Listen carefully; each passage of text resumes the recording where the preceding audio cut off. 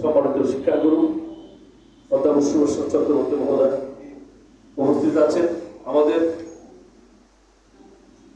সকলের মুরব্বী, এ অঞ্চলের অন্যতম সহসংস্কারক বাজেশ্বর কমপ্লেক্সের সম্মানিত মহাপরিচালক আলহাজ এম সিরাজুল ইসলাম মহোদয় উপস্থিত আছেন, একজন অনন্য সাহিত্য ব্যক্তিত্ব, কক্সবাজার জেলা সদর উপজেলার নবনির্বাচিত চেয়ারম্যান বীর মুক্তিযোদ্ধা জনাব নুরুল আফসার আছেন, আজকে মুখ্য আলোচক অ্যাডভোকেট মোহাম্মদ জাহাঙ্গীর মহোদয় সহ মঞ্চভূমিষ্ঠ বিদগ্ধ ব্যক্তিগণ, সামনে উপস্থিত বিশিষ্ট ব্যক্তিগণ, সকলেই বিশিষ্ট, আসসালামু আলাইকুম ওয়া রাহমাতুল্লাহ।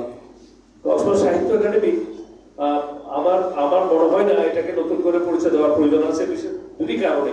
প্রথম কারণ হচ্ছে এখানে যারা এসেছেন তারা কিন্তু কক্সবাজার সাহিত্য একাডেমির সাথে অলরেডি সম্পৃক্ত আছেন, সুতরাং জানেন। দ্বিতীয় কথা হচ্ছে কক্সবাজারে মতো একটি প্রান্তিক জনপদে সাহিত্যের ছায়াতলে বা সাহিত্য নিয়ে কাজ করার বা সাহিত্য নিয়ে যারা ভাবেন, যারা কাজ করেন, তাদের আশ্রয়স্থল বলতে এই সাহিত্য একাডেমি ছাড়া কোনো সংগঠন উল্লেখ করার মতো নেই। সাহিত্য একাডেমি নিয়ে যে যাই বলুন না কেন, সাহিত্য একাডেমি কিন্তু এই অঞ্চলে একটি আশ্রয় পাওয়ার মতো, আশ্রয় দেওয়ার মতো একটি সংগঠন। সুতরাং সাহিত্য একাডেমি বেঁচে থাকা উচিত। সাহিত্য একাডেমিকে যাদের হাতে সাহিত্য একাডেমির সৃষ্টি, এখানে নুরুল ইসলাম ভাই, বাবুল ভাই এবং আমাদের মনোহর ভাই ছিলেন আজকে